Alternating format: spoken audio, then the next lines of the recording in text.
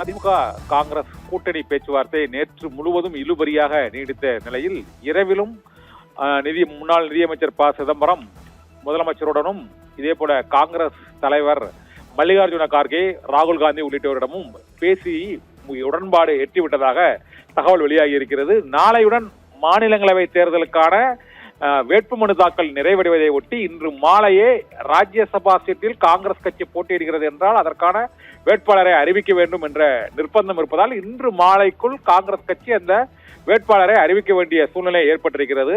ஆதலால் 28 எம்எல்ஏ சீட்களும் ஒரு ராஜ்யசபா சீட் என திமுக காங்கிரஸ் இடையே உடன்பாடு எட்டப்பட்டிருப்பதாக தகவல்கள் வெளியாகி இருக்கின்றன. சிலர் 30 இடங்கள் வரை திமுக கொடுப்பதற்கு ஒத்துக்கொண்டிருக்கிறது என்றும் ராஜ்யசபா சீட் வேண்டாம் என காங்கிரஸ் தரப்பில் மறுப்பு தெரிவிக்கப்பட்டதாகவும் கூறப்படுகிறது. இதனால் திமுக காங்கிரஸ் இடையேயான தொகுதி உடன்பாடு இறுதி கட்டத்தை எட்டியிருக்கிறது என்றும் கூட்டணி முறிவதற்கான வாய்ப்பு இல்லை. உடன்பாடு குறித்து அதிகாரப்பூர்வ அறிவிப்பு இன்று மாலையே வெளியாகக்கூடும் என்றும் எதிர்பார்க்கப்படுகிறது. சர்மிளா.